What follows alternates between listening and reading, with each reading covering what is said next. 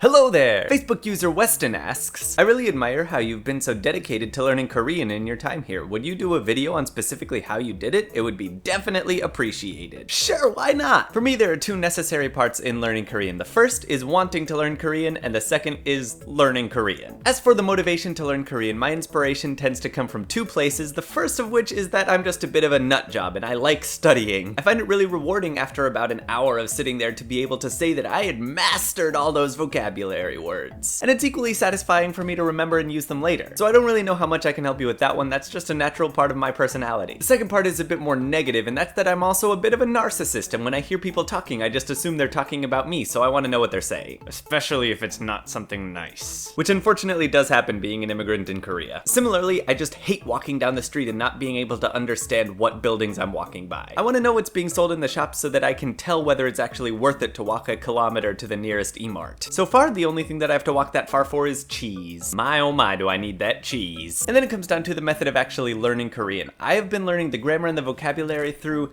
the Tuttle series of textbooks. I like using a textbook because I can do it at my own speed, and I can also review very easily what I have learned. I know it's not the same for everybody, but I tend to study in spurts, and so it's really nice to be able to study really intensely for like 3 weeks, and then I usually take like 3 weeks off just because I don't really feel like studying, and then I'll get motivated again and go back to studying really hard. I would have to be a lot more consistent in a classroom setting, and so I feel like I would start to burn out. Which is part of the desire to learn. I want to learn when I want to learn. I don't want to learn when I want to not learn, if that makes any sense. Secondly, I live in Korea, which makes it, a little bit easier for me to learn Korean because I just hear it around me, and so I get to practice just by listening to people. I definitely do a lot of eavesdropping, but I guess it doesn't really count as eavesdropping if I'm just listening to the person talking next to me, does it? Hashtag Steve is a creeper. Immersion definitely makes a big difference in learning a language. It's not quite like being younger than 10 years old where you can just pick up things by hearing the language being spoken, but it definitely helps you in the practice to supplement what you're doing in the book. Third, I watch K-dramas, and I feel absolutely no shame about that at all. They're just fun, and they're perfect marathon fodder because almost no series are longer than 20 episodes, so you get the entire story in like 2 days if you want to. But they're great to watch when I'm trying to study because the subtitles reinforce my association with words. I learn the most common words that I definitely need to know,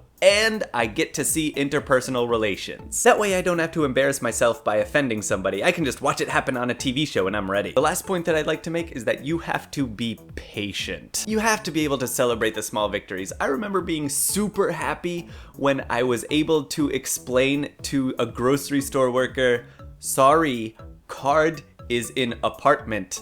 I come back? I mean, I've been studying for just over a year and I can barely hold a conversation with somebody. It takes a long time for me to formulate a sentence, and it takes an equally long time for me to process a sentence that is said to me. But you have to understand that it's not going to take a short amount of time, that it's not going to be easy, and that you just have to keep working. I'm sorry, but that's the hard truth of learning a language. Do any of you have other tips for learning a language? If you do, let me know. Leave them in the comments. Don't forget to like this video if you liked it, and subscribe for more content like this every Sunday and Wednesday. And I'll see you all next time.